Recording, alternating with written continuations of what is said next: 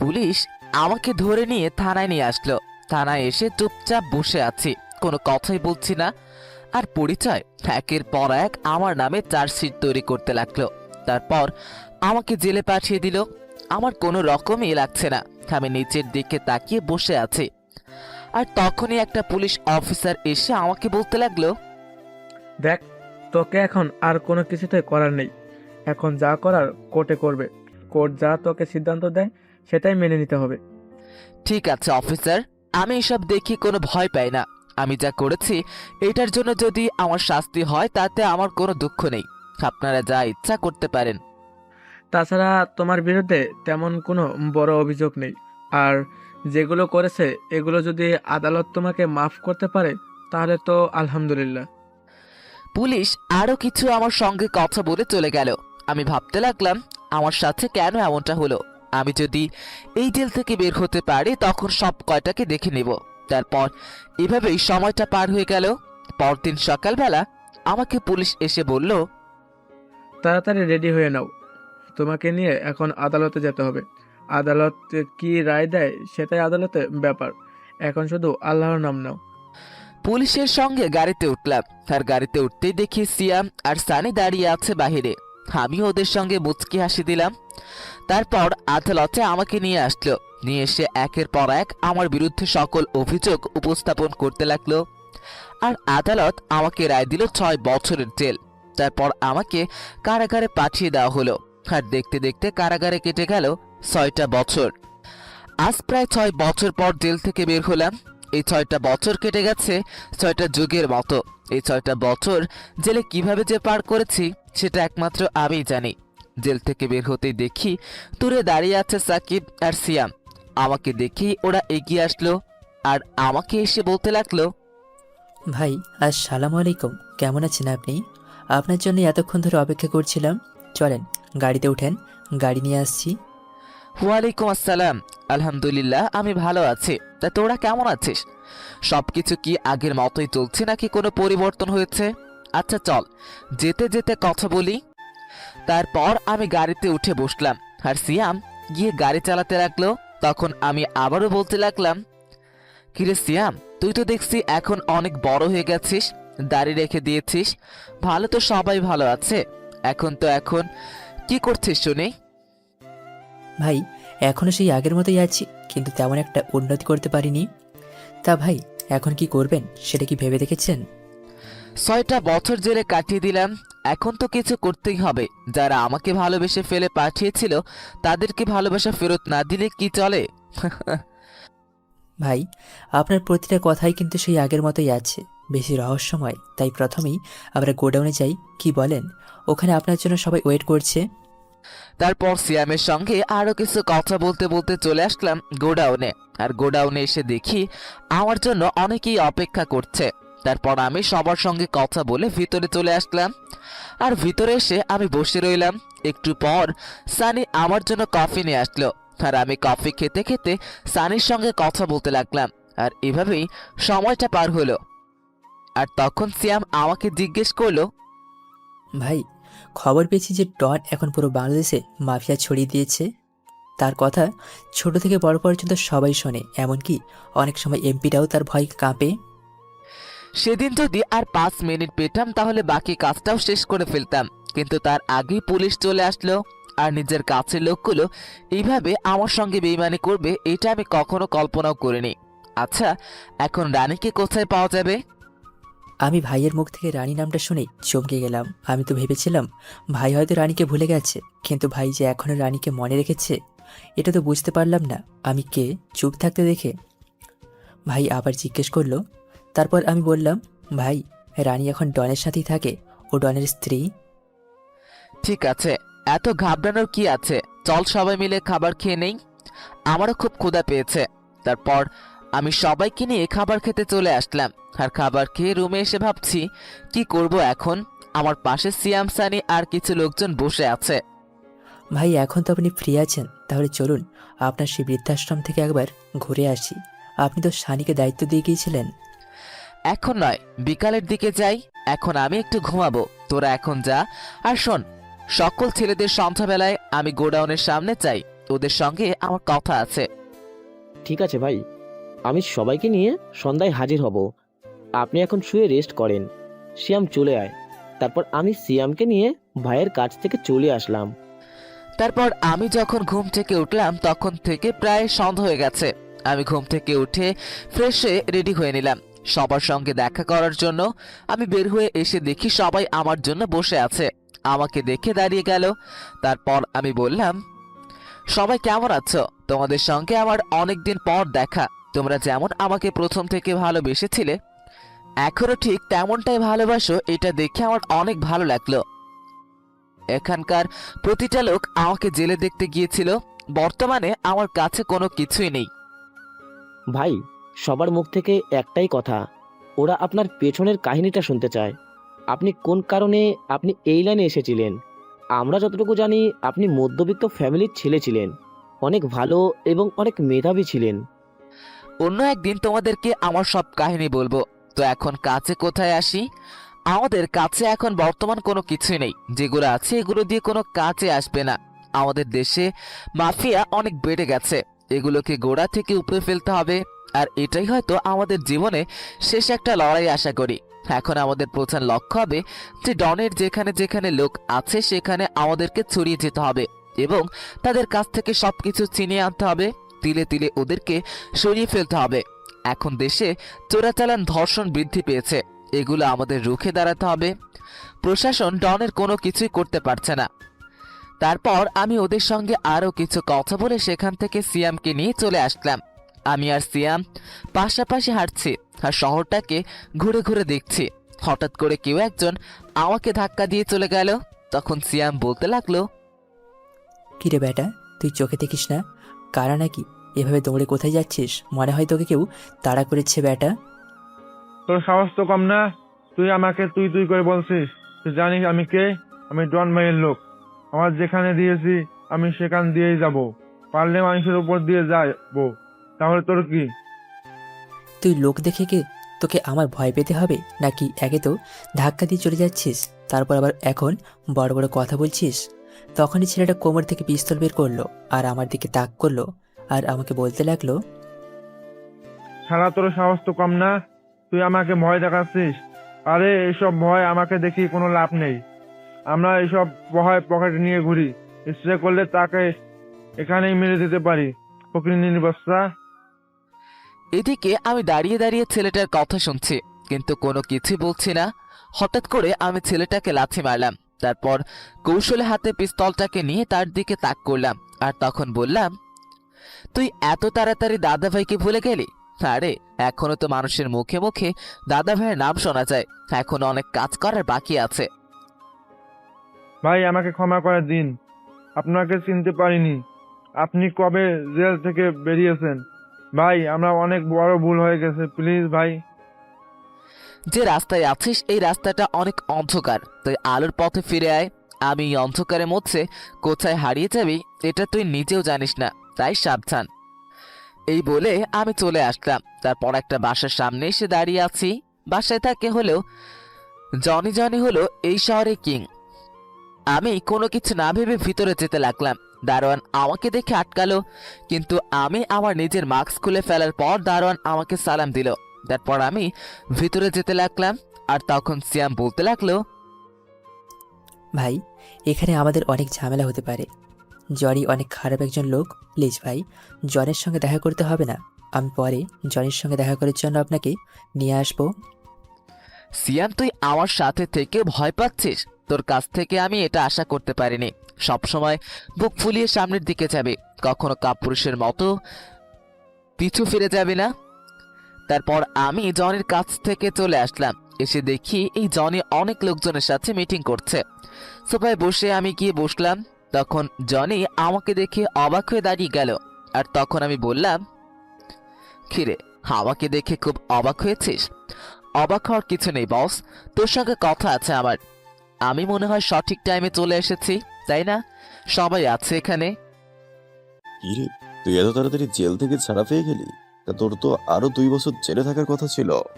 তা জেল থেকে বের হয়ে আমার কাছেই আসলি? ইদানিং তোর খুব বার বেড়েছে দেখছি। সিনিয়রের সাথে কিভাবে কথা বলতে হয় সেটাও জানিস না, তাই না? তুই ছিলিস রাস্তার কুত্তা, আর এখন তুই আমাকে তুই করে কথা বলছিস। বিষয়টা ভালো লাগলো। তোর সাথে আমার কিভাবে কথা বলতে হবে, হ্যাঁ? তো জানিস তোকে এখন আমি এখানে মেরে পুঁতে ফেলতে পারি। তোর সাথে থেকে আমি কি পেয়েছি? এখন দেখ, জন ভাইয়ের সাথে কাজ করে আমি পুরো সাম্রাজ্য পেয়েছি। এখন পুরো বাংলাদেশের মাফিয়া গ্যাং এর লিডার হচ্ছে জন ভাই। তুই সত্যি একটু আগের চেয়ে অ্যাডভান্স হয়ে গেছিস, তাই না? সবকিছু এত তাড়াতাড়ি কথা বলিস। আসলে এইটা ভালো একটা গুণ হয়েছে। তোর বেশি উঠতে যাস না, সমস্যা হয়ে যাবে। কারণ এখন তো দাদাভাই ফিরে এসেছে। আমার এলাকায় এখন আর দাদা ভাইয়ের কোনো জায়গা নেই। এখানে কেন এসেছিস এখন সেইটা বল, আর বলে এখান থেকে চুপচাপ বের হয়ে চলে যা, নয়তো কিন্তু খুব খারাপ হয়ে যাবে। এমনিতে তুই মিটিং এ এসে খুব বিরক্ত করেছিস আমায়। তোর সঙ্গে কথা বলার সময় নেই আমার। কি তুই কি আমাকে গ্রাম থেকে উঠে আসা সেই চাচাতো ভাইয়ের মতো মনে করছিস নাকি? সেই বলে আমি জনির বুক বরাবর একটা লাথি মারলাম। সঙ্গে সঙ্গে জনি পড়ে গেল, আর আমি সবাইকে চারপাশে গুলি করতে লাগলাম। ওরাও আমাকে গুলি করছে, কিন্তু ওরা আমার সঙ্গে কোনো কিছুতেই পারছে না। আমাকে গুলি করতে দেখে সিয়াম গুলি করতে লাগলো। একটা সময় ওরা থেমে গেল। তারপর আমি জনির মুখের কাছে পিস্তলের নল ঠেকিয়ে বললাম, সব জায়গায় চাপাবাজি চলে না, বুঝতে পেরেছিস? এই 6 বছর পর আবারও ফিরে এসেছি শুধুমাত্র তোদেরকে উপরে পাঠানোর জন্য। তুই অনেক কথা বলে ফেলেছিস, তাই আজকেই তো সেই দিন নাকি এই শহরে কিং তো ডাক দেয় সবাইকে। দেখি তুই কত বড় কিং হয়েছিস। ভাই, আমাকে মারবেন না। আমি সত্যি অনেক অন্যায় করে ফেলেছি। আসলে আমি টাকার লোভে ডনের কাছে বিক্রি হয়ে গিয়েছিলাম। প্লিজ ভাই, আমি আপনার কাছে থাকতে চাই, আমাকে মারবেন না। প্রথমবার তোদেরকে আমি সুযোগ দিয়ে অনেক ভালো ভুল করেছিলাম, কিন্তু এবার আরো সুযোগ দিয়ে আর কোনো ভুল করতে চাই না। আমারও তো জীবনটা একটু সাজাতে হবে, তাই না? আর কত এসব নিয়ে পড়ে থাকবো। Tata, bye bye. এই বলে আমি জনের বুকে গুলি করে দিলাম। তারপর সবাই আমাকে গুলি করতে লাগলো, আমিও সবাইকে গুলি করতে লাগলাম। আর এইভাবে বেশ কিছু সময় আমাদের লড়াই চললো। তারপর আমি বাইরে এসে সিয়ামকে বললাম, সিয়াম, তুই ভিতরে গিয়ে জনের সব টাকা পয়সা নিয়ে আয়, সাথে যা কিছু আছে পাবি সব কিছু নিয়ে আয়। ওর প্রতিটা জিনিস আমার কাজে লাগবে। তুই বিশেষ করে ল্যাপটপ, পেন ড্রাইভ সব কিছু নিয়ে আয়। ঠিক আছে ভাই, আমি এখনই আনছি, আপনি এখানে থাকেন, আপনাকে ভেতরে যেতে হবে না। তারপর আমি ভাইয়ের কাছ থেকে ভেতরে চলে আসলাম, আর ভেতরে এসে সব কিছু নিয়ে ভাইয়ের কাছে আবার চলে আসলাম। তারপর ভাইকে নিয়ে গোডাউনে ফিরছি। আমি টাকার ব্যাগ নিয়ে হেঁটে যাচ্ছি, সিয়াম টাকার ব্যাগ নিয়ে যাচ্ছে। দুজনে টুকটাক কথা বলতে বলতে যাচ্ছে। হঠাৎ করে আমার সামনে একটা মেয়ে এসে বলতে লাগলো, ভাইয়া, ভাইয়া প্লিজ আমাকে বাঁচান, ওরা আমাকে মেরে ফেলবে। আমাকে প্লিজ বাঁচান, আমি বাঁচতে চাই, আমি কিছুই করিনি, প্লিজ ভাইয়া। আপনাকে ভয় পেতে হবে না। আপনার কি হয়েছে আমাকে বলেন, তাছাড়া কি আপনাকে মারবে? তখনই দেখলাম কয়েকজন ছেলে পিস্তল নিয়ে এদিকেই আসছে, আর আমার কাছে এসে থামলো আর আমাকে বলল, কিরে, তোর খুব বার বেড়েছে তাই না? এই ছেলে, তুই মেয়েটাকে আমাদের কাছে দিয়ে তুই তোর কাজে যা। আমাদের কাছে কোনো নাক গলাতে আসবি না, না হলে কিন্তু তোকে এখানে শেষ করে দেব। এই, কে আছিস? ওই মেয়েটাকে তুলে নিয়ে আয়। আর যদি না আসতে চায় তাহলে সব কিছু খুলেই এখানে খুলে দে, সবাই দেখবে। যেখানে সবাই দাঁড়িয়ে আছিস ঠিক সেখানেই দাঁড়িয়ে থাক। এক পা আগানোর চেষ্টা করলে তাহলে কিন্তু খুব খারাপ হয়ে যাবে। মেয়েটার গায়ে যদি একটা টাচ লাগে তাহলে কিন্তু বুঝতেই তো পারছিস। কেন রে, মেয়েটাকে তোর কে হয় রে? তুই মেয়েটার জন্য শুধু শুধু আমাদের কাছে মার খাবি। এর চেয়ে ভালো তুই তোর মতো করে চলে যা, তোকে আমরা কোনো কিছুই করব না। তোর সঙ্গে আমাদের কোনো শত্রুতা নেই। তোদের সঙ্গে আমার কোনো শত্রুতা নেই, কিন্তু এখন তো শত্রুতা তৈরি হয়ে গেছে, কারণ মেয়েটা যে আমার কাছে এসেছে। আর দাদাভাই তো কখনো ফিরিয়ে দেয় না কাউকে। দাদাভাই মানে তুই দাদাভাইয়ের নাম বললেই আমরা ভয় পেয়ে যাব? আরে, দাদাভাই তো এখনো জেলে আছে, সে তো এখানে আসবে কি করে? তারপর আমি আমার নিজের মাস্ক খুললাম। তারপর মাস্ক খুলতে ওই ছেলেটা আমার পা জড়িয়ে ধরে বলতে লাগলো, ভাই, আমি আপনাকে চিনতে পারিনি ভাই, আমি অনেক বড় ভুল করে ফেলেছি, প্লিজ ভাই আমাকে মাফ করে দেন। আমরা আর কখনো কোনো মেয়েকে বিরক্ত করব না। তোদেরকে ক্ষমা করার কোনো ইচ্ছে নেই আমার। এই বলে আমি কোমর থেকে পিস্তল বের করে গুলি করে দিলাম। আর তখন মেয়েটা ভয়ে আমাকে শক্ত করে জড়িয়ে ধরলো, যেটার জন্য আমি মোটেও প্রস্তুত ছিলাম না। এইভাবে কতক্ষণ যে পার হয়ে গেল সেটা বুঝতে পারলাম না। আর কিছুক্ষণ পর আমি মেয়েটাকে বললাম, এই যে আমাকে প্লিজ ছেড়ে দিন, রাস্তার সবাই এদিকে তাকিয়ে আছে, আর গুলির শব্দ তো এত ভয় পেলে কি আর চলে নাকি? আপনিও কি ওদের মতোই খারাপ লোক নাকি ভালো, এটাই তো বুঝতে পারছি না। আপনি ওদেরকে আমার জন্য মেরে ফেলেন, এখন কি আপনি আমার সঙ্গে অসভ্যতামি করবেন? আমি মেয়েটার কথা শুনে কি বলবো কোনো কিছুই বুঝতে পারছি না।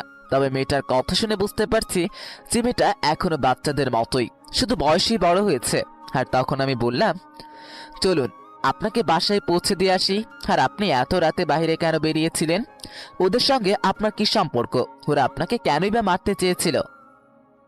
ওরা আমার বাবাকে মেরে ফেলেছে, আর আমি সেটা দেখে ভিডিও করে নিয়েছিলাম, সেজন্য ওরা আমাকে মারতে এসেছে। আমার বাবা ছিল বিজনেসম্যান, ওরা আমার বাবাকে সম্পত্তির জন্য মেরে ফেলেছে। আমি এখন কি করব, কোথায় যাব বুঝতে পারছি না। ও আচ্ছা, তা আপনার মা তো বা বাসায় আছে, চলুন আপনাকে বাসায় পৌঁছে দিয়ে আসি। আর আমাকে বিশ্বাস করতে পারেন, আমি ভালো লোক। আপনি যদি ভালোই লোক হবেন তাহলে আপনার কাছে কেন কিছু থাকবে? আচ্ছা চলুন না, হয়তো আমাকে নিয়ে চিন্তা করছে। তারপর মেয়েটা আমার সামনে হাঁটতে লাগলো, আমিও মেয়েটার পিছনে পিছনে হাঁটতে লাগলাম। তখন সিয়াম আমার কানে কানে বলতে লাগলো, হে নাই, এবারে মনে হয় ভাবিকে পেয়ে গেছি। আপনার জন্য এই মেয়েটাই পারফেক্ট, যেটা আপনি মনে মনে খুঁজছিলেন। এত কথা বলিস কেন? চুপচাপ হাঁট, আর বেশি পাকনামি করতে হবে না। তুই তোর চিন্তা কর। তারপর আমি হাঁটতে হাঁটতে মেয়েটার বাসার সামনে চলে আসলাম। আর তখন মেয়েটা আমাকে বলতে লাগলো, আসুন, ভিতরে আসুন, বাসায় এসে চা খেয়ে যান। আজকে আপনি না থাকলে হয়তো ওরা আমাকে মেরেই ফেলতো। আপনি চলে গেলে কি ওরা আবারও আসবে? না, আজকে আর ভিতরে যাব না, অন্য কোনো একদিন যাব। আর যদি কোনো সমস্যা হয় তাহলে আমাকে ফোন দিবেন, কোনো সমস্যা নেই। এই নিন আমার নাম্বার। তারপর আমি মেয়েটাকে নাম্বার দিয়ে গোডাউনের দিকে যেতে লাগলাম। কিছুক্ষণ পর গোডাউনে চলে আসলাম। আর তারপর সবকিছু গুছিয়ে রেখে ফ্রেশ হয়ে খাবার খেয়ে নিলাম। আমি খাবার খেয়ে শুয়ে পড়লাম। আর তখনই একটা অন্য নাম্বার থেকে আমার ফোনে কল আসলো। তারপর আমি কলটা রিসিভ করলাম। আর ওপাশ থেকে বলতে লাগলো, আচ্ছা, আপনি কি বাসায় চলে গেছেন? আমি ওই মেয়েটা যাকে আপনি একটু আগে বাসায় দিয়ে গেলেন, আখি। ও আচ্ছা, তা কোনো সমস্যা হয়েছে নাকি আপনার? এত রাতে কল দিলাম যে আবার? না, আসলে আপনাকে যেন আমি কোথায় দেখেছি, সেই জন্য কথা বলতে ইচ্ছে করছিল, তাই কল দিলাম। ওরা আমার বাবাকে মেরে ফেলেছে। আজকে বাবা থাকলে হয়তো অনেক ভালো হতো। জানেন, বাবা আমাকে অনেক ভালোবাসতো। আমি যেটাই চাইতাম সেটাই আমাকে এনে দিত। কিন্তু ওই শয়তানগুলো আমার বাবাকে বাঁচতে দিল না। আমার মা এখন কান্না করছে। আসলে আপনাকে সান্ত্বনা দেওয়ার মতো ভাষা আমার নেই, কিন্তু তবুও নিজেকে একটু সামলাতে হবে আপনার। কারণ আপনি যদি ভেঙে পড়েন তাহলে আপনার মায়ের কি অবস্থা হবে, আরো খারাপ হয়ে যাবে। তাই বলছি, নিজেকে শক্ত করুন আর আপনার মাকে স্বাভাবিক করার চেষ্টা করুন। আর কালকে থানায় গিয়ে মামলা করে আসবেন, এর পেছনে যারা আছে ওরা যেন শাস্তি পায়। ও হ্যাঁ, আপনাকে অনেক আগেই দেখেছিলাম কলেজে, যখন আমি ক্লাস 9-এ পড়তাম। আপনি একটা মেয়ের সঙ্গে রিলেশন করতেন, তারপর বাবা আমাদেরকে নিয়ে অন্য শহরে চলে যায়, আর আপনাকে হারিয়ে ফেলি। আপনার একটা পিক আছে আমার কাছে। আপনি একদিন দোকান থেকে পাসপোর্ট সাইজের ছবি বাসায় নিয়ে যাচ্ছিলেন, আর একটা ছবি রাস্তায় পড়ে যায়, সেটাই আমি নিয়েছিলাম। ও আচ্ছা, তাই বলেন। এখনো যে আপনি আমাকে মনে রেখেছেন এটাই তো অনেক। তা আপনি নিশ্চয়ই এখন অনার্স 3য় বর্ষে পড়াশোনা করছেন, যদি আমি কোনো ভুল না করি। হ্যাঁ, আমি এখন অনার্স 3য় বর্ষে পড়াশোনা করছি, কিন্তু আপনি এত সহজে কিভাবে জেনে গেলেন যে আমি অনার্স 3য় বর্ষে পড়াশোনা করছি? আপনি কি আমাকে আগে থেকে চিনতেন? আপনার একটা সত্যি কথা বলি, আপনি বড় হয়েছেন ঠিকই আছে, কিন্তু এখনো পরিপূর্ণ মানসিকতা গড়ে ওঠেনি। সবসময় শুধু পড়াশোনা নিয়ে ব্যস্ত ছিলাম, তাই তো হয়তো এমনটা হয়েছে। এটা ঠিক, কারণ আমার বান্ধবীরাও তাই বলে যে আমি নাকি এখনো কোনো কিছু বুঝি না পড়াশোনা ছাড়া। কিন্তু আমার কাছে তো মনে হয় আমি সব কিছুই বুঝতে পারি, তা না হলে আমি চলাফেরা করতাম কি করে? আর মানুষ তো সৃষ্টির সেরা জীব, আচ্ছা, আপনাকে এসব বুঝতে হবে না। আপনার নিশ্চয়ই কাউকে কলেজ আছে। আর যাই কিছু হয়ে যাক না কেন, কলেজে যাবেন, বান্ধবীদের সঙ্গে আড্ডা দিবেন, তাহলে দেখবেন মনটা অনেক ভালো হয়ে গেছে। আর আস্তে আস্তে ডিপ্রেশনটাও ভুলে যেতে পারবেন। এখন ঘুমিয়ে পড়েন, অনেক রাত হয়েছে। ঠিক আছে, আমিও ঘুমিয়ে গেলাম, আপনিও ঘুমিয়ে পড়েন, অনেক রাত হয়েছে। আর আপনি কি আমার সঙ্গে কথা বলে রেগে আছেন? না মানে, আপনার অনুমতি ছাড়া আপনাকে কল দিলাম, আপনার কোনো বিরক্তি লাগেনি তো? আপনি যে আমাকে লাইন মারার চেষ্টা করছেন, এটা তো আমি খুব বেশি ভালোই বুঝতে পারছি। আপনি অনার্স 3য় বর্ষে পড়েন, অথচ আপনি কোনো কিছুই বোঝেন না। এটা আমি কি করে বিশ্বাস করি বলেন? আপনি তো আমাকে আরো আগে থেকেই চেনেন। আমি আপনার কথাবার্তা শুনে বুঝতে পারছি। ঠিক আছে, আপনিও আমাকে লাইন মারার চেষ্টা করতে থাকেন, আর আমিও এভাবেই আগাতে থাকি। কথাগুলো আমার মনে মনেই বললাম, এই মেয়েটা নিশ্চয়ই তানিয়ার কেউ হবে, যে আমাকে অনেক আগে থেকেই চিনতো। তারপর আমি আরো কিছু কথা বলে কল কেটে দিয়ে ঘুমিয়ে গেলাম। পরদিন সকালবেলা ঘুম থেকে উঠে আমি ফ্রেশ হয়ে নিলাম। তারপর নাস্তা করে সিয়ামকে নিয়ে বের হলাম। উদ্দেশ্য বৃদ্ধাশ্রম যাব। কালকে বিকালে তো যেতে পারিনি। আমি সিয়াম আর সানিকে নিয়ে চলে আসলাম গাড়ি দিয়ে বিদ্যাসাগরের সামনে। এসে নামলাম। তারপর ভিতরে গিয়ে সবার সঙ্গে দেখা করলাম, কথা বললাম। বেশ ভালোই সময় কেটে গেল। এভাবে কখন যে দুপুর হয়ে গেল বুঝতেই পারলাম না। দুপুরবেলা তাদের সঙ্গে একসাথে খাওয়া দাওয়া করলাম। তারপর আমি চলে আসলাম। সানি গাড়ি চালিয়ে যাচ্ছে, আর তখন সিয়াম বলতে লাগলো, সানি, আমাদের কিন্তু ভাবি চলে এসেছে, বুঝতে পারছিস? ওই যে দেখ, ভাবির কথা নাম নিতে না নিতেই ভাবি রাস্তায় দাঁড়িয়ে আছে। গাড়িটার সামনে নিয়ে ব্রেক কর আর ভাবিকে গাড়িতে তোল। সিয়াম, কাজটা কিন্তু খুব বাড়াবাড়ি হয়ে যাচ্ছে না? ও তোদের ভাবি হলো কি করে? আমি নিজেও তো জানি না। বেশি পেকে গেছিস তাই না? ভাই, এভাবে আর কতদিন? আপনার জন্য আমরা কেউ এখনো বিয়ে করতে পারছি না। আমাদেরও তো মন চায় যে নিজের মানুষকে নিয়ে ভালো থাকবো, সুন্দর একটা বউ পাবো, কিন্তু আপনার জন্য কোনো দেশেতেই পারছি না। তাই আপনাকে আগে তাড়াতাড়ি বিয়ে করতে হবে, তারপর আমাদের সিরিয়াল। আমরা আমাদের জন্য এই মেয়েকেই ভাবি হিসেবে ঠিক করেছি। সিয়াম, তোরা এত চালাকি কিভাবে করতে পারিস বল? আমার কাছ থেকে সবকিছু লুকাবি তোরা? তোদের সঙ্গে এই মেয়ের কোনো কানেকশন আছে, যার জন্য তোরা এই অবস্থা করছিস। ইয়ে না মানে তেমন কিছু না ভাই, আপনি হয়তো ভুল বুঝছেন। আর সানি, গাড়িটা থামা, ভাবিকে এখান থেকে নিয়ে নে। সমস্যা কি, আমরা তো ওদিক দিয়ে যাচ্ছি। তারপর সানি মেয়েটার কাছে গিয়ে থামলো, আর মেয়েটাকে আমি বললাম, ভাবি, রিক্সার জন্য দাঁড়িয়ে থেকে কোনো লাভ নেই, এখন আর রিক্সা আসবে না, গাড়িতে উঠে পড়েন, আমরাও সেদিকেই যাচ্ছি। এদিকে আমি তাকিয়ে তাকিয়ে মেয়েটাকে দেখছি। মেয়েটাকে গাড়িতে উঠবে, তখনই আমার ধারণা ভুল হয়ে গেল। মেয়েটা গাড়িতে উঠে বসলো। আমি তো পুরো অবাক হয়ে গেলাম। ভাবি ডাকলো, অথচ কোনো কিছু রিয়াক্ট না করে উঠে পড়লো। এদিকে আমি আর কোনো কথাই বলছি না, চুপ করেই আছি। একটু পর আখির কলেজের সামনে চলে আসলাম, আর রাখি নেমে গেল। তারপর আমার উদ্দেশ্যে বলল, কি ব্যাপার? আমি গাড়িতে উঠলাম, এতটুকু রাস্তা আসলাম, তবুও একটা কথা বললেন না আমার সঙ্গে। কোনো কারণে কি রাগ করে আছেন, নাকি ওই যে কালকে রাতে বিরক্ত করছিলাম? না, আসলে মনটা ভালো নেই তো, এই জন্য আপনি কলেজে চলে যান। আপনার ক্লাসের হয়তো দেরি হয়ে যাচ্ছে, অন্য সময় হয়তো কথা হবে। তখন মেয়েটা চলে গেল, আর আমিও চলে আসলাম গোডাউনে এসে একটা প্ল্যান তৈরি করলাম, কিভাবে ডনের সকল কিছু আমি হাতিয়ে নিতে পারবো। দেশ থেকে চিরতরে তাড়িয়ে দিতে পারবো আমার দেশে, সেই আগের মতো শান্তি ফিরে আসবে। তারপর আমি সিয়ামকে ডাক দিলাম। তারপর সিয়াম আসলো, আর আমি বললাম, এই যে জনের বাড়ি থেকে গিয়ে ল্যাপটপ আর পেন ড্রাইভগুলো আমার কাছে নিয়ে আয়, আর ছোট বড় সকল মাস্তানদের আমার গোডাউনের সামনে নিয়ে আয়। আমি সবাইকে আমার সামনে দেখতে চাই। ঠিক আছে ভাই, আমি ল্যাপটপ আর পেনড্রাইভ আপনাকে এখনই এনে দিচ্ছি। আর ভাই, এক কাজ করলে ভালো হয় না যে ধরনের সকল কাজে আমাদের বাধা দেওয়া। এটা নিয়ে তোকে ভাবতে হবে না, আমি আগেই ল্যাপটপ থেকে কিছু জানতে পারি, তারপর এটা নিয়ে ভাবা যাবে। এখন তোকে যেটা বলেছি সেটাই কর। তারপর সিয়াম চলে গেল। আর কিছুক্ষণ পর আমাকে ল্যাপটপ আর পেন ড্রাইভ এনে দিল। আমি ল্যাপটপে কাজ করতে লাগলাম। আমি ল্যাপটপগুলো ভালো করে দেখে কিছু বিষয় আমার চোখে পড়লো, যেগুলো আমার খুবই দরকার ছিল। তারপর আমি সানিকে ডাক দিয়ে বললাম, সানি, তুই সবাইকে 50,000 টাকা করে দিয়ে দে। এখন আর আজকে রাতে রেডি হয়ে নিস, আজকে রাতে একটা অপারেশনে যেতে হবে। ঠিক আছে ভাই, আমি সবাইকে নিয়ে প্রস্তুতি নিচ্ছি। আর ভাই সিয়াম সবাইকে নিয়ে চলে এসেছে, আপনি ওদের সঙ্গে কথা বলতে পারেন।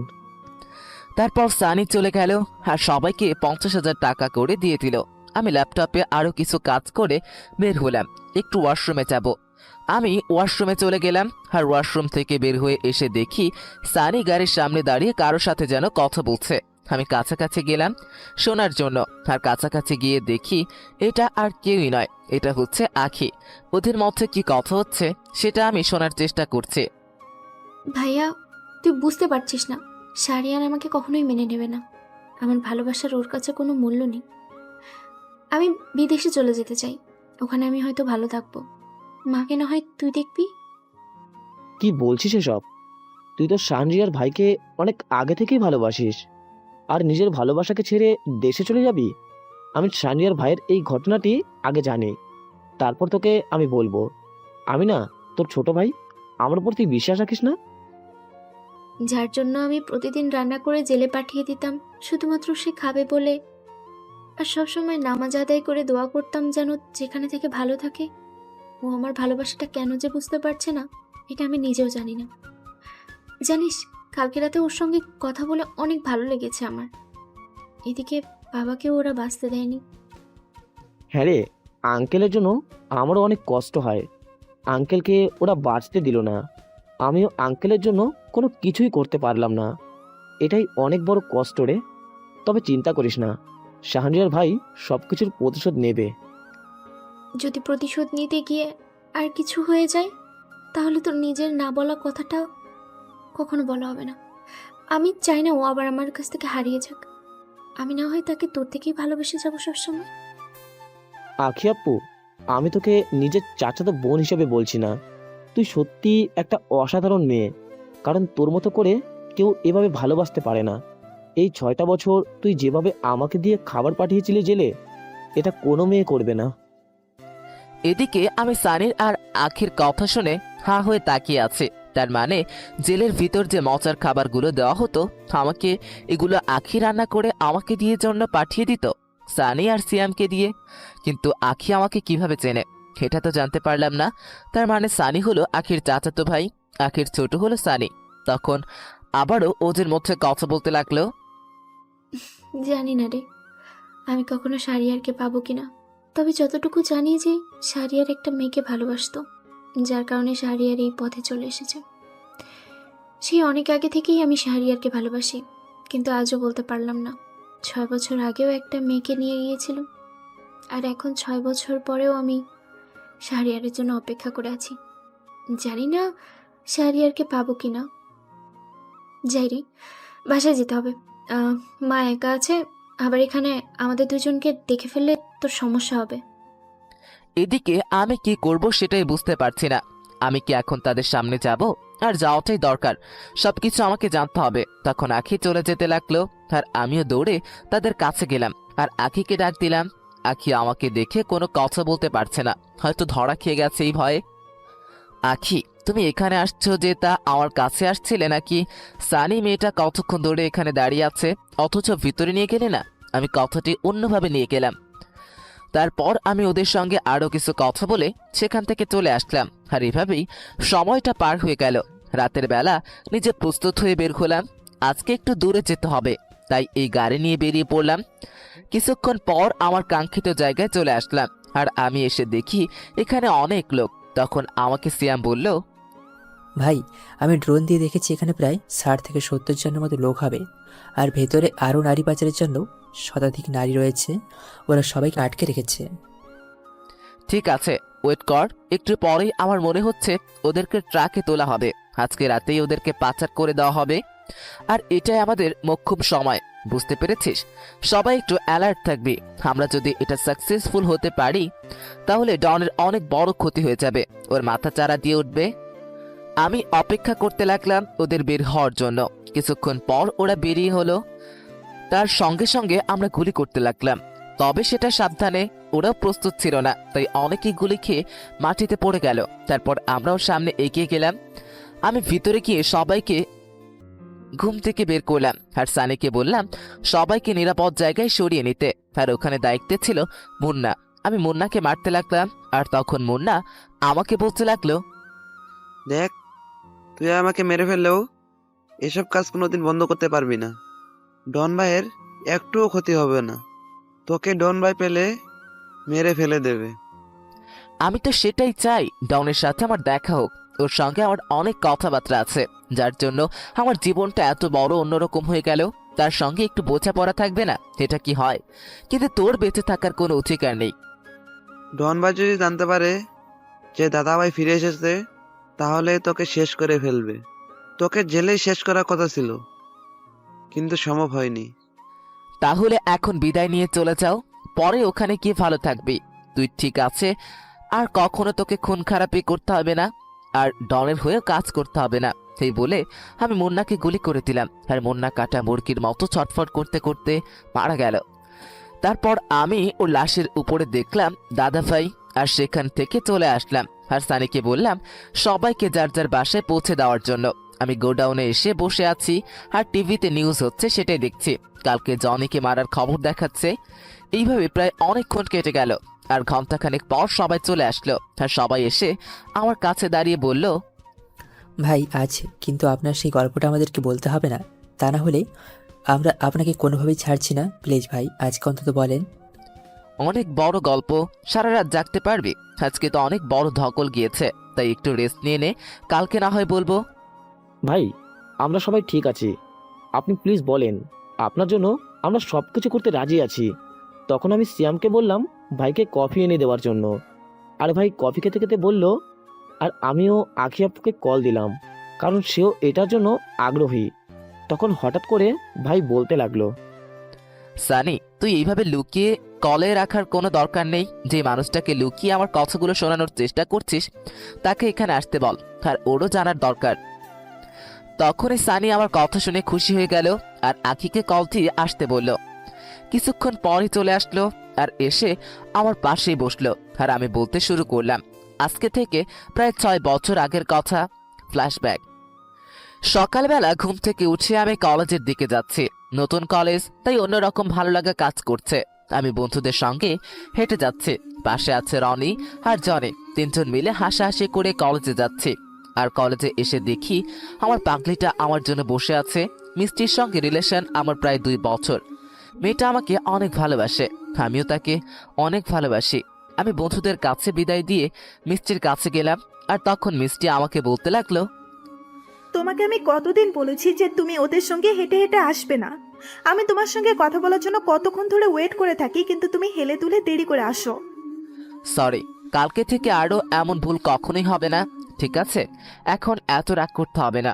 মিষ্টির মুখে সবসময় মিষ্টি কথাই ভালো লাগে। আমাকে পাম দেওয়া তো তুমি ভালোই পারো।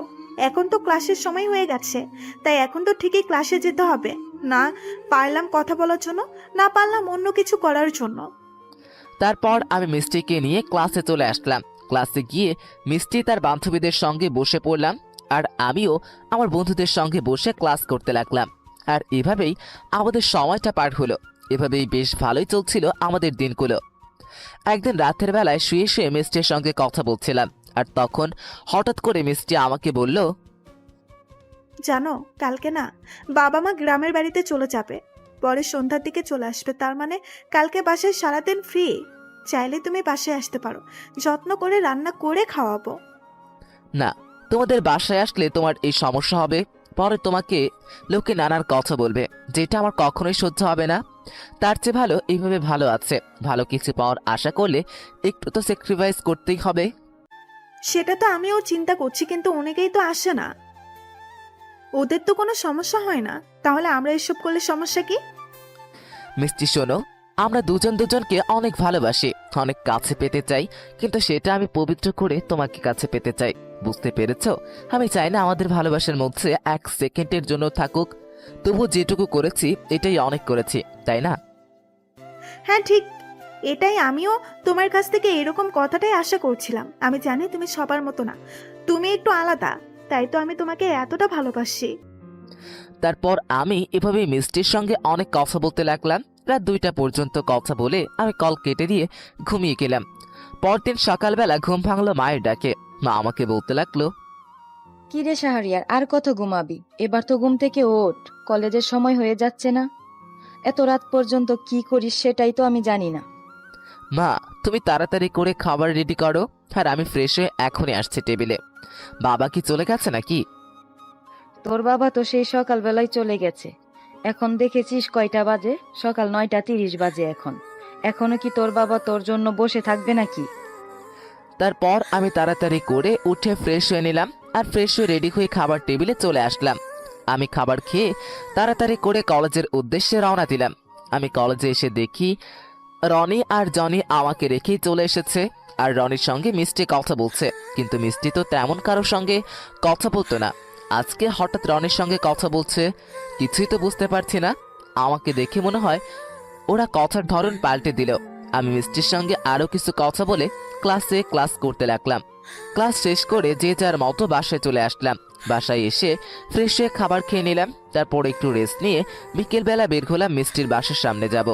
আমি হাঁটতে হাঁটতে মিষ্টির বাসার সামনে চলে আসলাম। রনি, আমার কিন্তু অনেক ভয় করছে। শাহরিয়া যদি একবার জানতে পারে তাহলে কিন্তু অবস্থা হবে। সেটাও একবার ভেবে দেখেছো? তোমাকে আমি আমার সব কিছু দিয়েছি। তুমি বিয়ের আগে আমার শরীর চেয়েছো, সেটাও দিয়েছি। জান, আমাকে একটু আদর করতে দাও। আর শাহরিয়ার এসব কোনো কিছু জানতে পারবে না। ও তো ছোট লোক, ওর কোনো যোগ্যতা আছে তোমার ভালোবাসার এরকম সুযোগ? আর অনেকবার দিও। আজকে কিন্তু অনেক মজা হয়েছে। হ্যাঁ, তোমাকেই তো দিব। তুমি ছাড়া আমার কি আছে বলো? কিন্তু শাহরিয়ার কি? আমি কিভাবে আমার কাছ থেকে সরিয়ে নেব সেটাই তো চিন্তা করে ভেবে পাচ্ছি না।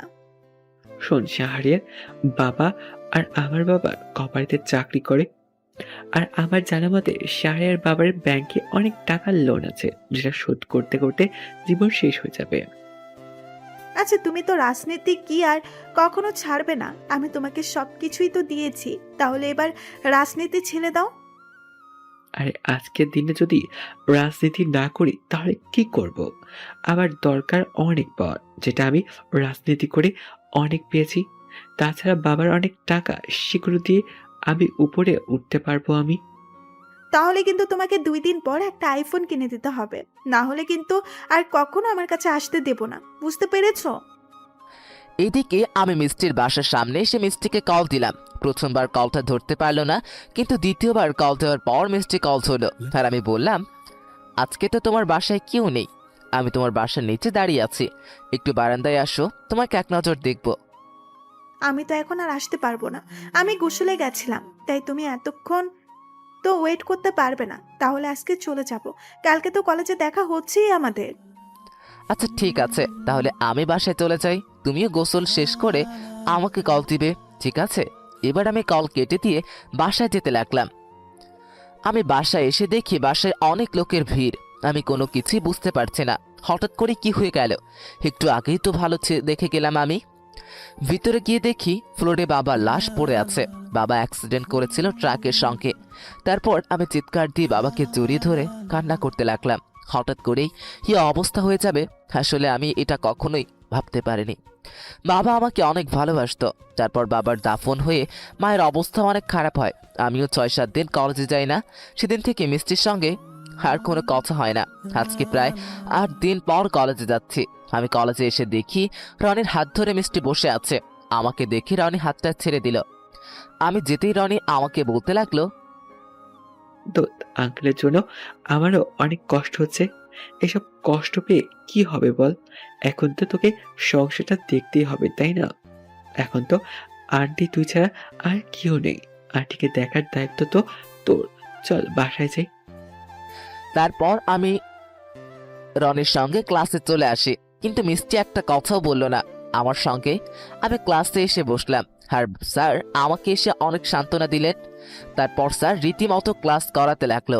আমি ক্লাস শেষ করে বের হলাম, আর তখন মিষ্টি আমাকে বলতে লাগলো, শাহরিয়ার, আমি তোমার সঙ্গে কিছু কথা বলতে চাই। হয়তো তোমার একটু খারাপ লাগতে পারে, কিন্তু তবুও আমি না বলে থাকতে পারছি না। আসলে তোমার সঙ্গে আমার রিলেশন রাখাটা পসিবল হচ্ছে না। আমি ব্রেকআপ চাচ্ছি। তুমি কি বলছো এসব? আমার তো কোনো কিছুই মাথায় ঢুকছে না। আমি কি কোনো অন্যায় করেছি এটার জন্য তুমি আমাকে এরকম শাস্তি দিচ্ছ? তুমি আমাকে বকা দাও, সব কিছু করো, তবুও আমি মেনে নিতে পারবো না। কিন্তু তুমি আমাকে ছেড়ে কখনো যেও না, এমনিতেই অনেক টেনশনে আছি। আমি যেটা বলছি ঠিকই বলছি। আমি তোমাকে আর ভালোবাসতে পারবো না। আমি অন্য কাউকে ভালোবাসি এবং আমি তাকে নিয়েই থাকতে চাই। তোমার সঙ্গে আর কখনো চাই না। আমাকে ভালোবাসার কি যোগ্যতা আছে তোমার? তাছাড়া এখন তো তোমার কোনো কিছুই নেই। আমি তোমার সঙ্গে বিয়ে হলে কি না খেয়ে থাকবো বলো? তার জন্য আমার ব্রেকআপ লাগবে। এই বলে মিষ্টি তার মতো করে চলে যেতে লাগলো। আমি দূরে গিয়ে মিষ্টির হাতটা ধরে বললাম, আমাকে ছেড়ে যেও না। কিন্তু মিষ্টি আমাকে একটা থাপ্পড় দিয়ে চলে গেল। সবাই আমার দিকে তাকিয়ে আছে। তারপর আমিও আর কোনো কথা না বলে বাসায় চলে আসলাম। বাসায় এসে কোনো কিছু ভালো লাগছে না, শুধু মিষ্টির কথাগুলো আমার কানে বাজছে। তারপর আমি মিষ্টির বাসার সামনে চলে আসলাম, আর মিষ্টির বাসার সামনে এসে নিচ থেকে বারবার কল দিতে লাগলাম, কিন্তু মিষ্টি আমার কোনো কলই ধরছে না। এইভাবে প্রায় রাত 10টা পর্যন্ত মিষ্টি বাসার সামনে দাঁড়িয়ে থাকলাম, আর আমি বাসায় চলে আসলাম। এইভাবে প্রায় সব সময় মিষ্টির বাসার সামনে দাঁড়িয়ে থাকতাম। মিষ্টি আমাকে সবকিছু থেকে ব্লক করে দেয়, আর আমিও ডিপ্রেশনে চলে যাই। আর এটা আমার মা সহ্য করতে পারে না। একদিকে বাবা হারিয়ে যাওয়ার কষ্ট, একদিকে প্রিয় মানুষটা হারিয়ে যাওয়ার কষ্ট, সব মিলিয়ে কেমন যেন হয়ে গিয়েছিলাম আমি। আর আমার অবস্থা দেখে আমার মাও অনেক চিন্তিত ছিলেন। তারপর সিদ্ধান্ত নিলাম, এখন আর মিষ্টিকে বিরক্ত করব না, তাকে তার মতো করে থাকতে দিব। তারপর আমি কলেজে চলে আসলাম। আমি কলেজে এসে দেখি আজকে মিষ্টি কলেজে আসে নাই, আর আমিও চুপচাপ কলেজে ক্লাস করতে লাগলাম। আর কলেজে ক্লাস শেষে বাসায় ছিলাম। বাসায় এসে দেখি মা সোফায় একদিকে বসে আছে হেলান দিয়ে। আমি মাকে মাথা নিচু করে বললাম, না, আসলে আমাকে ক্ষমা করে দাও, আমি আর কখনো তোমাকে কষ্ট দিব না। চলো, আমি আর তুমি গ্রামের বাড়িতে চলে যাব, সেখানেই থাকবো। আমার আর এই শহরে থাকতে ভালো লাগছে না, আমাকে ক্ষমা করে দাও মা। কিন্তু মা কোনো রকম সারা শব্দ করলো না। তাই আমি মায়ের কাছে গেলাম, তারপর পা জড়িয়ে ধরলাম। কিন্তু মায়ের পায়ে এমন ঠান্ডা লাগছে কেন? তারপর আমি মাকে আমার দিকে ফিরালাম, আর কপালে হাত দিলাম। হাতে নাড়ি চেক করলাম, কিন্তু কোনো কিছুতেই কাজ করছে না। আমি চিৎকার দিয়ে মাকে ডাকতে লাগলাম, কিন্তু মা আর কোনো সাড়া দিচ্ছে না। তারপর হঠাৎ করে আমি লক্ষ্য করে দেখলাম মায়ের হাতে ফোন। আমি ফোনটা বের করে দেখি একটু আগে মিষ্টির নাম্বার থেকে কল এসেছিল, আর কথা হয়েছে 10 মিনিটের মতো। তার মানে আমার বুঝতে বাকি রইল না, মিষ্টি নিশ্চয়ই হয়তো মাকে উল্টাপাল্টা কিছু বলেছে। আমার মা ছিলেন হার্টের রোগী, একদিকে আমার টেনশন, আর একদিকে বাবার হারিয়ে যাওয়ার কষ্ট। সবকিছু মিলিয়ে মা ছিলেন ডিপ্রেশনে, আর সেটারই সুযোগ নিয়েছে মিষ্টি। আমি রুম থেকে বের হলাম, মিষ্টির বাসার সামনে চলে আসলাম, আর ভিতরে চলে গেলাম। মিষ্টির রুমের সামনে গিয়ে দেখি ভিতরে কেউ আছে, কিন্তু মিষ্টির বাবা মা কোথায় গেল? মিষ্টির মা কি চাকরি নিল? তাহলে হতে পারে। তখন ভিতর থেকে কিছু শব্দ ভেসে আসলো। জান, তুমি আমাকে যা সুখ দিচ্ছ, তোমার মতো করে আর কেউ আমাকে এভাবে সুখ দিতে পারবে না। আর কি খেলাটাই না খেললে, তুমি ফোনে কথা বলার মাধ্যমে শাহরিয়ার মাকেও শেষ করে দিলে। আচ্ছা, তুমি কি করে জানো যে আন্টি হার্টের রোগী ছিল? যে আমি এসব কথা বললে আন্টি সোজা উপরে চলে যাবে? আর তাড়াতাড়ি, মা বাসায় ফেরার সময় হয়ে গেছে। আরে, আমি তো শাহরিয়ার বাসায় চলাচল করতাম, সে থেকে আমি জানতে পেরেছি। আর মাঝে মাঝে আন্টিকে আমি ওষুধের নাম দিতাম।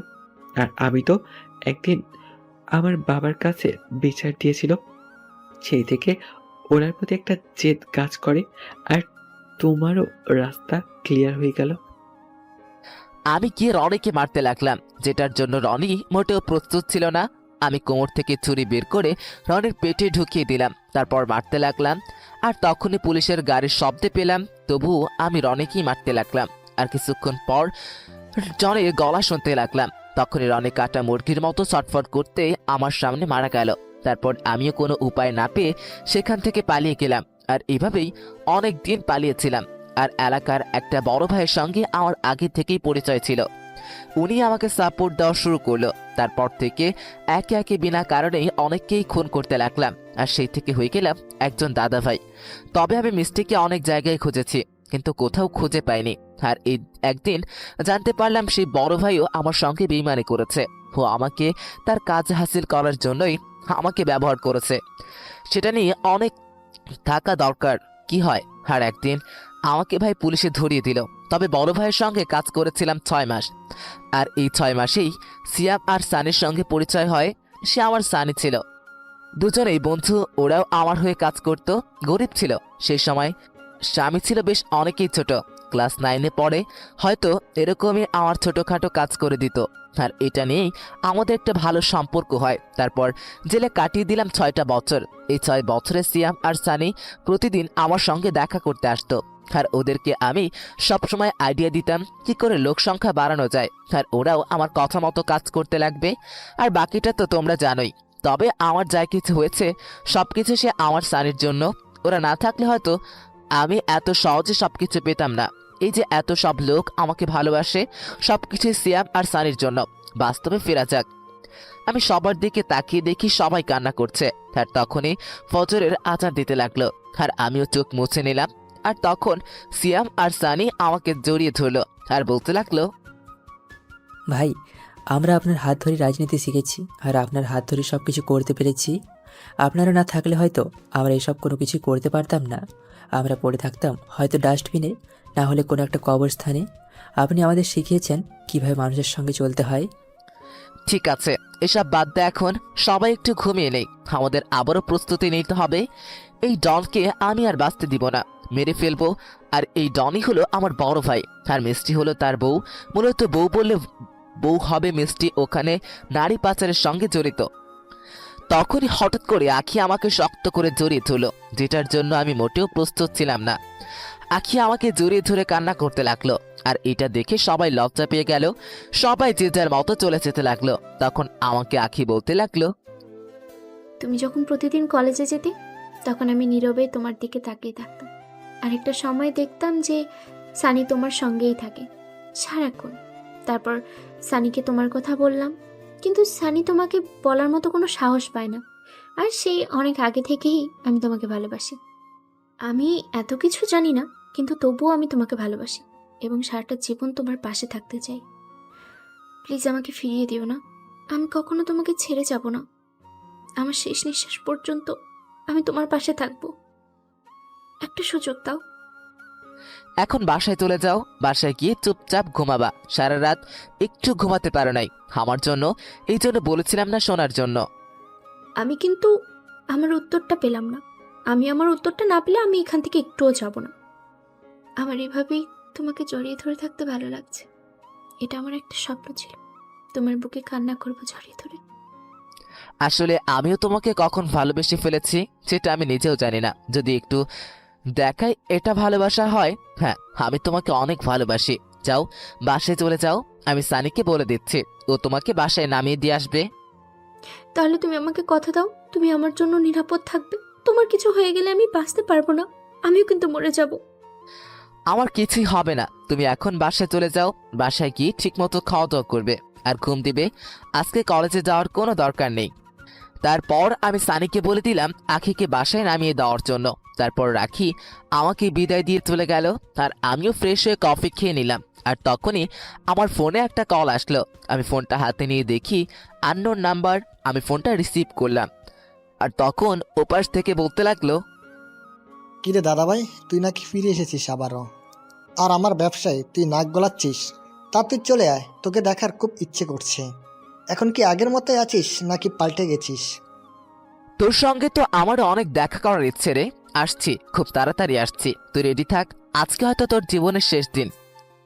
তুই আমার এত বড় ক্ষতি করলি।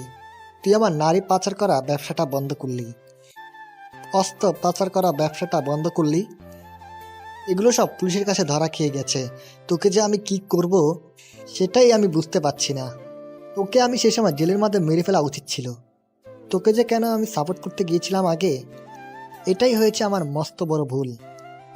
তোর কারণে আমি মাফিয়া হয়েছিলাম, আর এখন আমি তোকে এই দেশ থেকেও বিলুপ্ত করে দেব। আর তোর সঙ্গে যে কাজ করে পার্টনার হিসেবে মিষ্টি, তাকে তো কি করব এটা আমি নিজেও জানি না। তা আমি জানতে পারলাম রনি নাকি তোর ভাই ছিল, তবে সেটা কেউ জানে না। হ্যাঁ, রনি আমার ছোট ভাই ছিল। আমি চেয়েছি তোকে ব্যবহার করে আমি অনেক উপরে উঠব, তারপর তোকে আমি নিজেই মেরে ফেলবো, আমার ছোট ভাইয়ের প্রতিশোধ নেব, কিন্তু সেটা আর হলো না। আসলে মানুষ কতটা নিচে নামতে পারে এটা তোকে না দেখতে হয়তো বুঝতেই পারতাম না। যে মেয়েটাকে রনে নষ্ট করলো, আর সেই মেয়েটাকেই তুই নষ্ট করলি। আরে তোর কথা শুনে আমার হাসি পাচ্ছে। এরকম মেয়ে তো আমার কাছে অনেক আছে। আমি একটা অফার দিচ্ছি, আমাদের মাঝে যা হয়েছে সব কিছু ভুলে যা। আমিও সব কিছু ভুলে যাচ্ছি, বিনিময়ে তুই আমার সঙ্গে কাজ করবি। আমি তোর সঙ্গে কাজ করব এটা তুই ভাবলে কি করে? তুই রেডি থাক, আমি আসছি খুব তাড়াতাড়ি আসছি। তুই দেশের মানুষের অনেক ক্ষতি করেছিস, আর ক্ষতি করতে দিব না। এই বলে আমি কল কেটে দিলাম। তারপর আমি সিয়ামকে ডাক দিলাম। আরে তখন সিয়ামকে আমি জিজ্ঞেস করলাম, আচ্ছা সিয়াম, আমাদের কাছে কি কি জিনিসপত্র আছে আর আমাদের মোট কতজন লোক আছে এটা আমাকে বলতো। ভাই, আমাদের এখানে প্রায় 55 জন লোক রয়েছে, যেটা ডনের তুলনায় অনেক কম। এগুলো সবাই আমাদের ভাই ব্রাদার, আর অস্ত্রের মধ্যে মোটামুটি আছে। ঠিক আছে, তুই চিন্তা করিস না, আর বুদ্ধি থাকলে এত লোকের দরকার হবে না, বুঝতে পেরেছিস? আমাদেরকে টেকনিক করে কাজ করতে হবে। আমি তোকে যে কাজটা দিয়েছিলাম ওই কাজটা করেছিস? যে ফাইলগুলো পুলিশ কমিশনারকে দিয়ে দিতে বলেছিলাম ওই ফাইলগুলো দিয়েছিস? হ্যাঁ ভাই, আমি ফাইলগুলো কমিশনারের কাছে পাঠিয়ে দিয়েছি, আর কমিশনার অলরেডি মাঠে নেমে পড়েছে। ফোর্স নিয়ে ডনের এখন মাথায় হাত দেওয়া ছাড়া কোনো উপায় নেই। আপনি টিভিতে নিউজ দেখেন, লাইভে নিউজ হচ্ছে, আর ডি বিভাগের মধ্যে প্রায় 5টি বিভাগ থেকে মাফিয়াকে উচ্ছেদ করা হয়েছে। সকল কিছুই হয়েছে শুধুমাত্র আপনার জন্য। ঠিক আছে, তুই সবাইকে প্রস্তুত হতে বল। আর বুঝতে পারছিস আমরা এখন যে খেলাটা খেলতে যাচ্ছি এটা কিন্তু অনেক ক্রিটিক্যাল একটা খেলা, তাই সাবধানে, এখানে আমাদের জয় হতে হবে। তারপর আমি কমিশনারকে কল দিলাম। কিছুক্ষণ কল হওয়ার পর কমিশনার কল ছিল, আর আমি বলতে লাগলাম, স্যার আসসালামু আলাইকুম, আমি দাদা ভাই বলছিলাম, আপনার সঙ্গে কিছু কথা ছিল। আপনি কি এখন ফ্রি আছেন? হ্যাঁ, তোমাকে আমি চিনতে পেরেছি। তোমার নাম্বার আমার ফোনে সেভ করা আছে। তোমাকে পুলিশ ডিপার্টমেন্ট থেকে পুরস্কৃত করা হবে, যেটা আমরা এতদিন ধরে করতে পারছিলাম না, সেটা তুমি করিয়ে দেখিয়েছো। তবে তুমি কিছু কাজ ভুল করেছো। তুমিও সবগুলো লোককে না মেরে আমাদের কাছে তুলে দিতে, তাহলে আর একটু সুবিধা হতো। স্যার, আপনারা তো ওদের কিছুই ছিঁড়তে পারলেন না, আর সমাজে এগুলো ছিল আগাছার মতো, তাই এগুলো আমি ছাঁটাই করে দিলাম। আর সেই জন্য আপনি আমাকে কথা বলছেন, চাইলে আপনাকে মেরে ফেলতে পারি, আপনি আমার কিছুই করতে পারবেন না। আমি আইনকে অনেক শ্রদ্ধা করি, সম্মান করি, এই জন্য আমি সব রিপোর্ট আপনার কাছে পাঠিয়েছি, না হলে কিছুই করতাম না। আমি সেটা জানি এবং আমি তোমাকে বিশ্বাসও করি। এখন তোমার যে অবস্থা, সকল লোক তোমার দিকে যাচ্ছে, তুমি প্লিজ নতুন করে আর মাফিয়া টিম তৈরি করবে না। স্যার, আমাকে নিয়ে আপনার ভাবতে হবে না, আমি আমারটা খুব ভালো বুঝতে পারি, আর আমি মাফিয়া থাকবো কিনা এটা শুধুমাত্র আমার ব্যাপার, এটা নিয়ে আপনার মাথায় ঘামাতে হবে না। আপনার যেটা কাজ সেটা আপনি করেন। তারপর আমি আরও কিছু কথা বলে কল কেটে দিলাম। আর এভাবে সময়টা পার হয়ে গেল। রাত 10টার দিকে আমি ডনের ঠিকানার উদ্দেশ্যে যেতে লাগলাম, আর কিছুক্ষণ পর সেখানে পৌঁছে গেলাম। আমি সবাইকে আমার প্ল্যান অনুযায়ী সাজিয়ে দিলাম। তারপর আমি একা ভিতরে যেতে লাগলাম, আর তখনই 2টা ছেলে এসে আমাকে চেক করতে লাগলো। তারপর আমি তাদের সঙ্গে ভিতরে চলে গেলাম। ভিতরে যেতেই দেখি ডন বসে আছে, আর আমাকে দেখেই বলতে লাগলো, আসেন, মাই ওয়েলকাম টু আমার সাম্রাজ্য। আপনার জন্যই তো আমি বসে বসে অপেক্ষা করছি। আপনার সাথে আমার কত হিসাব বাকি আছে। কে আছিস বসতে দে। আমি চেয়ারে পায়ের উপরে পা তুলে বসলাম, আর তখনই পাশে দেখতে পেলাম একটা মেয়ে শুয়ে আছে, আর একটা ছেলে তার সঙ্গে অসভ্যতা করছে, কিন্তু মিষ্টি কিছুই বলছে না। আমি নিচের দিকে তাকিয়ে রইলাম, আর তখন ডন আমাকে বলতে লাগলো, আরে এটা দেখে তুই লজ্জা পেয়ে গেছিস? আমার তো সন্দেহ হচ্ছে, এত বড় হলি কিভাবে? এটুকুতে যদি তোর এই অবস্থা হয়ে যায়, এটা তো মাত্র সামান্য। যে লোকটা এইসব করছে না, তিনি হলো সৌদি থেকে আসা ইমরান। ওর সাথে আমি একসাথে ব্যবসা করি, তাই একটু মজা করছে। কুত্তার বাচ্চা, তোর জন্য সমাজের কত ছেলে নষ্ট হচ্ছে, তোর জন্য কত বাবা মা তার মেয়েকে হারাচ্ছে, ভাই তার বোনকে হারাচ্ছে, প্রিয় মানুষকে হারাচ্ছে, তার কি একটু খারাপ লাগে না? না, আমার একটুও খারাপ লাগছে না। আমি চাই টাকা আর মেয়েদের সাথে মাস্তি, বুঝতে পারছিস? তুই আমার সঙ্গে কাজ কর, তোর জন্য ভালো হবে। আমি এই কথা শুনতেই ডনের গায়ে লাথি মারলাম, আর ডন পড়ে গেল। আর তখন কয়েকটা ছেলে মিলে ডনকে তুললো, আর তখন ডন আমাকে বলতে লাগলো, তোর অনেকবার বেড়ে গেছে তাই না? এই ওর মনের মানুষটাকে নিয়ে আয়, আমাদের দাদাভাই অনেক ভালোবাসে। তখনই ওরা কোথা থেকে আখিকে নিয়ে আসলো। আখির গালে চাপ্পরের দাগ বোঝা যাচ্ছে, ঠোঁট ফেটে রক্ত বের হচ্ছে। আর তখন আমি বললাম, তোর যা করার আমাকে কর, তবুও আখিকে ছেড়ে দে, আমার কারণে তাকে শাস্তি দিস না প্লিজ। তোর সঙ্গে শুধু আমার শত্রুতা, আমি তোর কাছে হাত জোর করে বলছি। না, তুই শাহরিয়ারের গায়ে হাত দিস না, আমাকে মার, তবুও শাহরিয়ারের গায়ে কোনো আঘাত করিস না প্লিজ।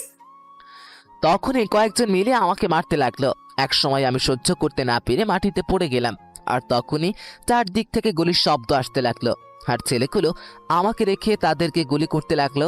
এদিকে আমি উঠে আখের কাছে চলে আসলাম, আর আখি আমাকে কান্না করতে করতে শক্ত করে জড়িয়ে ধরলো। আর আমি আখের কপালে চুমু দিয়ে আবারও শক্ত করে জড়িয়ে ধরে বলতে লাগলাম, কিছুই হয়নি, আমি ঠিক আছে, তুমি ঠিক আছে তো? চলো আগে তোমাকে এখান থেকে বের করি, তারপর আমি ওদেরকে দেখছি। তারপর আমি আখিকে নিরাপদ জায়গায় রেখে আসলাম, আর আমি দেখতে পেলাম মিষ্টি পালিয়ে যাচ্ছে।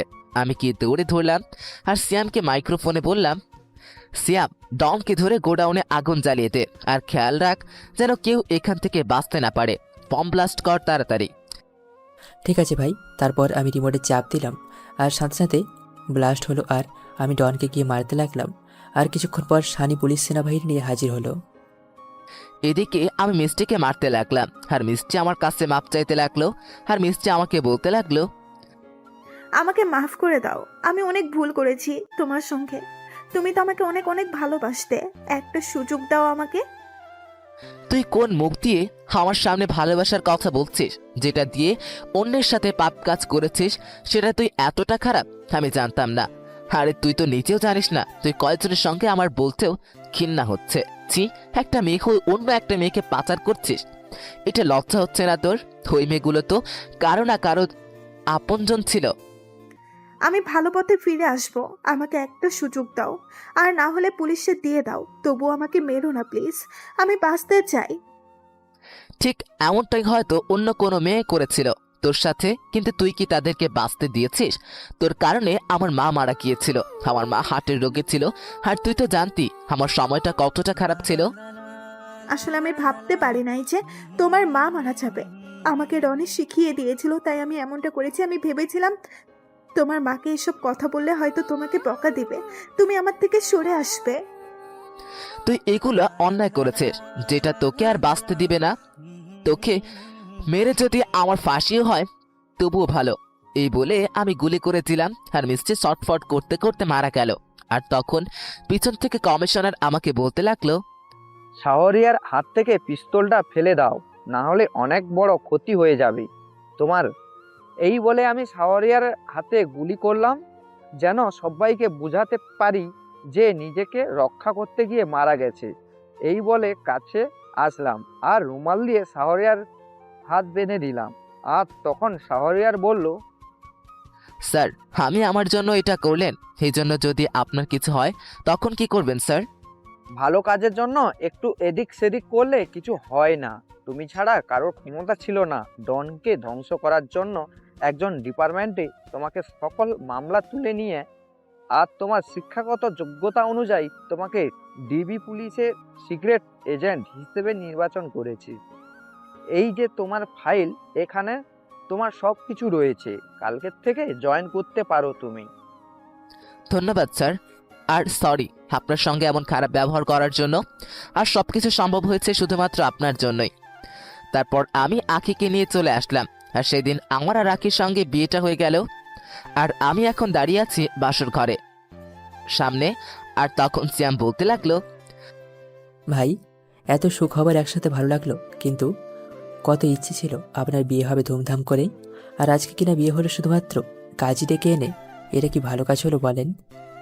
তোর ভাবি ধুমধাম করে বিয়ে করতে না বলেছে, বুঝতে পারলি? না হলে 2 দিন পর বিয়ে করতাম। আর আমার শালা কই? এই তো শালা, এদিকে আসো। হ্যাঁ, এখন তো আমি শালা আর আপনি দুলা ভাই। তাহলে এখন ভেতরে যাবেন? আগে টাকা, তারপর বিয়ে, না হলে ভেতরে যাওয়া লাগবে না। ভিতরে না যেতে দিলে তোর বোন কষ্ট পাবে, এতে আমার কি দোষ বল? আমার তো কোনো কিছুই হবে না, কি বলিস সিয়াম? এই বলে আমি দুজনকে ধাক্কা দিয়ে রুমে ঢুকিয়ে দরজা লাগিয়ে দিলাম। আর তখন সানি বলতে লাগলো, ভাই, এটা কি ঠিক হলো? আমাদেরকে ধোকা দিয়ে আপনি চলে গেলেন। ঠিক আছে, আমাদেরও সময় আসবে। কিরে সিয়াম, এখন আর দাঁড়িয়ে থেকে কি লাভ? চল এখান থেকে, আমাদের চিন্তা করি। এদিকে আমি বিছানায় তাকিয়ে দেখি আকি ঘোমটা দিয়ে বসে আছে, আর আমি ওর পাশে গেলাম আর গিয়ে ঘোমটা তুললাম। আর দেখি চাঁদের মতো মুখটা। আমি আখির দিকে তাকিয়ে আছি, আর আখি আমাকে বলল, এই যে এভাবে আমার দিকে না তাকিয়ে আগে উজু করে আসেন, তারপর আপনার কি অবস্থা করব সেটা পরে বোঝাবো।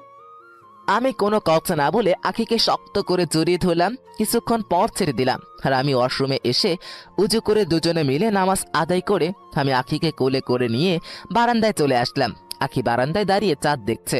আজকে সুন্দর চাঁদ উঠেছে। আমি আখিকে পিছন থেকে জড়িয়ে ধরে আছি আর গলায় চুমু দিয়ে যাচ্ছি।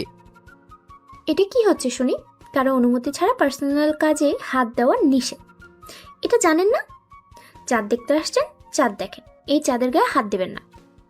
তাই আপনাকে কে চাঁদ বলো শুনি? আপনি তো একটা কালো পেতনি। আমি তো আমার পেতনি বউটাকে আদর করছি, তাতে আপনার কি শুনি? আর কখনো মিষ্টির নাম মুখে আনবে না, বলে দিলাম। তাহলে কিন্তু আমি তোমাকে খুন করে ফেলবো। তুমি শুধু আমার থাকবে, বুঝতে পারছো? বুঝতে পারছি, আমার বউটা আমাকে অনেক ভালোবাসে। তা এবার চলুন আপনাকে একটু আদর করি। রাত তো ফুরিয়ে যাবে, তখন কি আর আদর করা যাবে? ও তাই তো, আপনার বউকে আপনি আদর করবেন, কিন্তু আপনার বউয়ের লাভটা কি হবে শুনি? আপনার বউ তো মা হতে চায়। বাবা হওয়ার জন্যই তো এত তাড়াতাড়ি আদর করতে হবে, সময় পেরিয়ে যাচ্ছে না। এই বলে আমি কোলে তুলে নিলাম আর বিছানায় শুইয়ে দিলাম। আখিকে বিছানায় শুয়ে দিয়ে আমি ওর ঠোঁটজোড়া দখল করে নিলাম আর আখিও আমাকে রেসপন্স দিতে লাগলো। তারপর প্রায় 10 মিনিট পর ছেড়ে দিলাম আর আমি আখির গলায় চুমু দিতে লাগলাম। আখি চোখ বন্ধ করে আছে আর তখন আখি আমাকে শক্ত করে জড়িয়েছিল। আর এভাবেই দুজন হারিয়ে গেলাম এক অজানা রাজ্যে। আর এভাবেই না হয় চলতে থাকুক আমাদের ভালোবাসার গল্পটা। নতুন নতুন ভালোবাসার গল্প পেতে আমাদের চ্যানেলটি এক্ষুনি সাবস্ক্রাইব করে পাশে থাকুন।